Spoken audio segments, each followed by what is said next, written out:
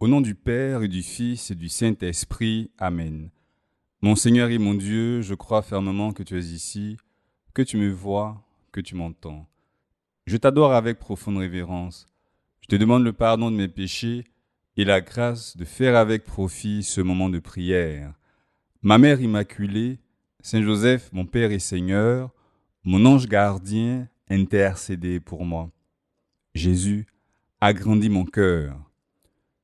Nous avons vécu en 2016 l'année de la miséricorde, le jubilé extraordinaire de la miséricorde. Et à cette occasion, une hymne officielle a été composée.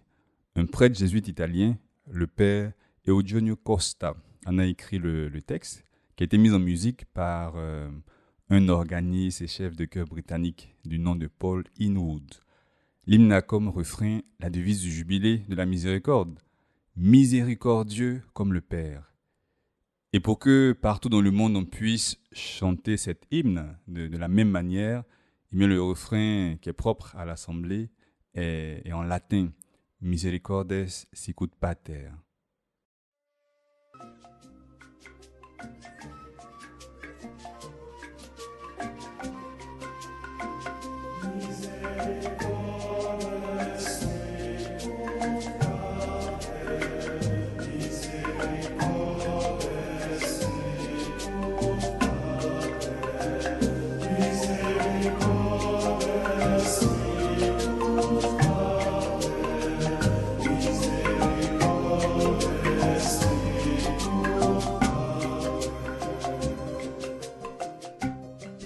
C'est la version des Servi Dei que tu viens d'écouter.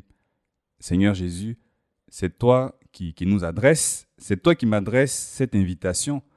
Soyez miséricordieux comme votre Père est miséricordieux. Sois miséricordieux comme ton Père est miséricordieux. Oui, la miséricorde, c'est un attribut de Dieu, c'est un autre nom de l'amour de Dieu. Cet amour qui pardonne et qui prend pitié. Saint Thomas d'Aquin écrit « La miséricorde est le propre de Dieu dont la toute-puissance consiste justement à faire miséricorde. » C'est très beau. Seigneur, c'est surtout en prenant pitié et en pardonnant que tu montres combien tu es puissant. La miséricorde n'est pas un signe de faiblesse. La miséricorde, c'est l'expression de la toute-puissance de Dieu. Et Dieu le Père t'envoie, toi Jésus, pour partager notre fragilité humaine, pour nous tirer de nos péchés, pour nous sauver. Merci Jésus, toi qui es le visage de la miséricorde du Père, toi qui es la miséricorde qui se fait chair. Et moi, je dois aussi incarner la miséricorde, à l'image de ce Père dont je suis le Fils, dont je suis la fille. Je dois être miséricordieux. Mais miséricordieux envers qui? Eh bien, en premier lieu, je dois être miséricordieux envers Dieu. Oui, envers Dieu. Toi qui fais ce moment de prière avec moi, je suppose que cette affirmation peut t'étonner, n'est-ce pas? Eh bien, moi aussi, j'ai été très étonné, disons, renversé par lorsque j'ai lu pour la première fois cette affirmation. C'est Saint Jean-Paul II qui le dit dans une très belle lettre intitulée Dives in Misericordia, riche en miséricorde. Et là, le Saint-Pape présente la croix du Christ comme le sommet de la manifestation de l'amour miséricordieux du Père, qui a tellement aimé le monde qu'il a envoyé son Fils unique pour nous donner la vie, pour nous sauver, par sa propre mort sur la croix. Pour Saint Jean-Paul II, Dieu révèle particulièrement sa miséricorde lorsqu'il appelle l'homme à exercer sa miséricorde envers son propre Fils, envers le crucifié. C'est impressionnant ce paradoxe-là, ce renversement de la situation, cet admirable échange, comme l'écrit encore Saint Jean-Paul II. Jésus, oui, je dois avoir pitié de toi. Oui, mon cœur doit se laisser toucher par ta souffrance. Oui, Jésus, agrandis mon cœur. Que je n'oublie pas que tu souffres de tant d'offenses, de crimes, de désertion, d'attentats, de manque de foi, de manque d'espérance. Jésus, que je n'oublie pas que pécher, c'est faire exploser ton cœur, comme l'écrit Saint José Maria. Que je n'oublie pas que tu es une personne qui aime.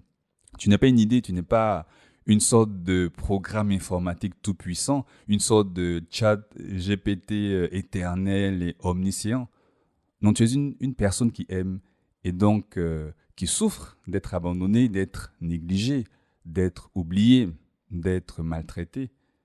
Eh bien, aide-moi Jésus à être miséricordieux à ton égard, en faisant un peu plus d'efforts face à la tentation, en étant plus généreux, en luttant pour respecter ce rendez-vous que j'ai avec toi, en cherchant aussi à te consoler, te dire Yako, pour reprendre cette expression qu'on utilise ici pour exprimer la compassion, Yako. L'abbé Augustin Kindler a écrit une biographie de Toni Zweifel.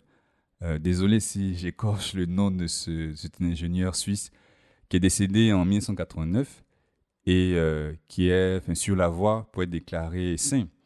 Je te laisse dans l'application des 10 minutes avec Jésus une vidéo qui explique brièvement sa vie.